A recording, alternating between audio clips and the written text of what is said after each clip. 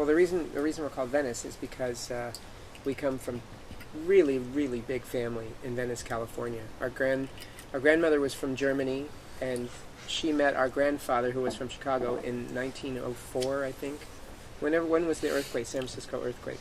Anyway, 1908. She was a dancer, and she was in San Francisco, and she got stranded there during the earthquake, and our grandfather went to report about the earthquake, and he ran into her, and he had interviewed her once before. She didn't speak any English, and they fell in love, and they moved to Venice Beach. So whenever that was, they lived in Venice Beach starting in 1915 or something. Yep. So we we had have all of our uncles. How many uncles? I always forget. 8? 7 boys, 1 girl. Yeah, 7 boys, 1 girl.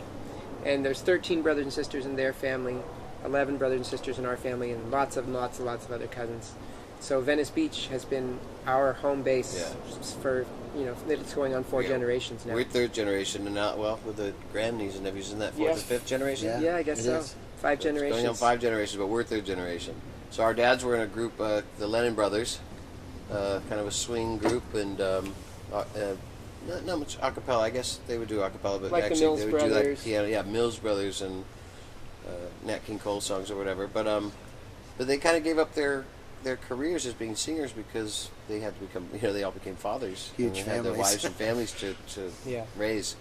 So they all got different jobs, but then they taught us all harmonies. They taught everybody harmonies, and then my sisters, our sisters, which is Mark's cousins, our 4 oldest sisters are the Lennon sisters, who are not famous in Europe, but in America they were on TV every Saturday night. They were like American icons of the 1950s. Yeah, from the 50s to the 70s, every weekend on primetime channel, prime time. Yeah, and that was at a time when there were only like 7 channels to watch, and that was it. And they were on the main channel, one of the main channels, every Saturday night. Yeah. LennonSisters.com if you want to check them out. LennonSisters.com. And they did music, and it was singing. They sang. Well, they've been singing. They were singing 4-part. harmony since they were little kids, like all of us. And they ended up. One of them went to high school with a guy named Lawrence Welk's son. His name was Larry Welk, and he invited them to go sing for Lawrence Welk, who had a TV show every Saturday night.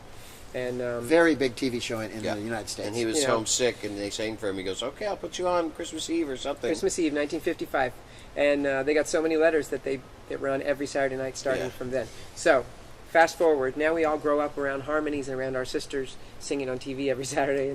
But we grew up in the 60s, so we grew up with, with all the influence of the baby boomer generation of all the rock and roll, the British stuff and American stuff and Southern California stuff. But with their Beach Boy type harmonies, but you know what I mean? So we learned from both. Yeah, we learned from all that. So when we started bands in high school, Pat was actually in a band with our older brothers first, before we ever even had a band. And we used to go see Pat in concert, and then we always wanted to do the same thing. They were the little kids. Yeah. They used to come watch my other brothers and I perform sometimes. Yeah. So then his brother Michael started a little band and asked me to join, and we asked Marky to join, and we started off doing cover tunes and just doing. Well, at the time it was Zeppelin and Peter Frampton and all that. Everything that was happening in the mid-'70s we were doing on Sunset Strip. I mean, we were so young, Mark especially, that he had to stay in the dressing room. They wouldn't let him be in the club. We were playing a club called Gazzari's. I don't know if you've ever heard of that, but it's like the whiskey kind of. And we would play 3 sets or 4 sets a night, and then go to high school in the morning, and then play that night again. Thursday, Friday, Saturday, Sunday, 4 nights in a row, 3 sets a night, and we still went to school and got good grades. And we got quite the education, believe me. Yeah. But anyway, and me staying in the staying backstage only lasted couple of shows, and they realized, okay, this kid's all right, he can come out. So I was dancing with all these girls that are 10 feet tall. So then we asked Pat to join in 1980. So we still think of him as the new guy. He's kind of like the Ron 1980. Wood. He's the Ron Wood of Venice. And then we started writing original stuff, and then we've been together ever since. So since 1980, we've been basically. It's funny because people say Southern California rock or West Coast and all that, but the Eagles are from Don Henley's from Texas, and Neil Young is from Canada, and Joni Mitchell's from Canada, and all these people, they sort of ended up in California. Right. But I think everybody in New York was also listening to the Eagles and Buffalo Springfield and Fleetwood Mac's half of them are from England, So people say West Coast sound, but we're not trying to sound like Right. anything in particular. We're not trying to sound like the Beach Boys. I think we just like harmonies. Yeah, and we're those are great harmony groups. influenced so much by them. Yeah. Yeah. It's kind of like we call it acoustic soul with the harmonies. Kind of pop, but not bubblegum pop, you know?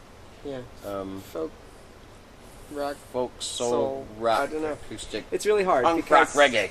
we grew up with so many types. Throw in a touch of Steely Dan too. Yeah, Yeah. exactly. You know, we are just as influenced by Steely Dan as we are by the Eagles, but people might not hear it in our music all the time. So Right. people think, oh, they're trying to be the Eagles. But really, we love so many styles. Yeah. But we also know what we're good at. So, you know, when we add our harmonies and we've got the acoustic feel. I think Michael came up with that the guitar. Yeah. So Yeah. my brother Mike had this guitar, and then I can't remember who thought of the melody.